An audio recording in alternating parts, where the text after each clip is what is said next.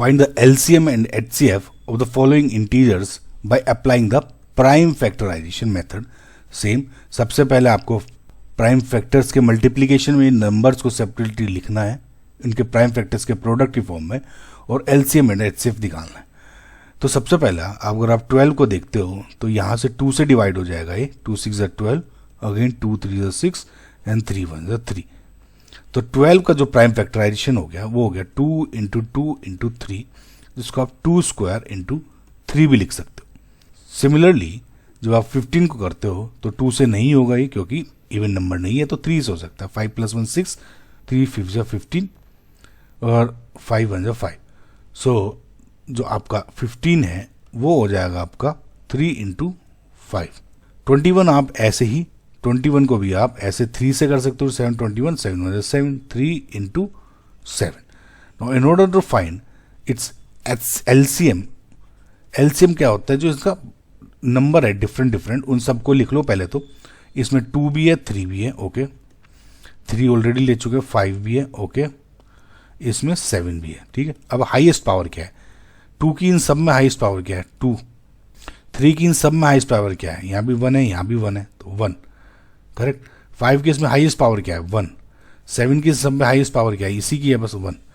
तो 2 into 3, 2 square into 3 into 5 into 7, यानी 4 into 3 into 5 into 7, ये हो गया इसका LCM, जो कि आपका हो जाएगा 420।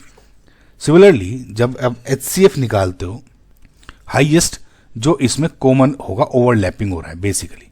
अब क्योंकि हम 3 नंबर का निकाल रहे हैं तो तीनों में सेम होना चाहिए।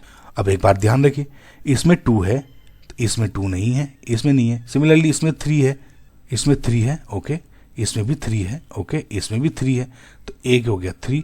क्या इसके बाद कोई दूसरा नंबर है, यहाँ पे तो खत्म ही हो गया नंबर, यहाँ भी नहीं है कोई कॉमन, तीनों में कॉमन होना चाहिए, राइट। तो जितने नंबर्स का निकाल रहे सब में कॉमन, 2 नंबर निकालोगे तो दोनों में, 3 में तो 3 में, 4 में तो चारों में होना चाहिए। तो HCF इज 3, करेक्ट। तो इसका हो गया LCM 420 और 3। सिमिलरली अब अगर आप नेक्स्ट ऑप्शन देखते हैं तो 17 23 एंड 29, इसको भी आप कर सकते हैं ऐसे ही। 17 सिंपल प्राइम नंबर है तो 17 होगा, 23 भी प्राइम नंबर है तो 23 बन जा, एंड 29 भी आपका, क्योंकि ये भी प्राइम नंबर है तो भी ये सिंपल से हो जाएगा। तो यानी इनका अगर LCM निकालोगे तो कैसे हो जाएगा, देखो 17 को आप कैसे निकाल सकते हो, 17 ही है। अब मल्टीप्लिकेशन में 1 डाल सकते हो, क्योंकि अभी आपको बता दूंगा इसका रीजन लिखने का। 23 को भी आप 23 इंटू 1 लिख लिया, 29 को 29 इंटू 1। देखो जब LCM निकालोगे तो LCM में तो कोई दिक्कत नहीं, कितने नंबर से 17 23 एंड 29, ठीक है, और इन्हीं की यही मैक्सिमम पावर है, तो इसका जो प्रोडक्ट होगा वो आपका हो गया LCM, और जो होता है ये 11 33 9।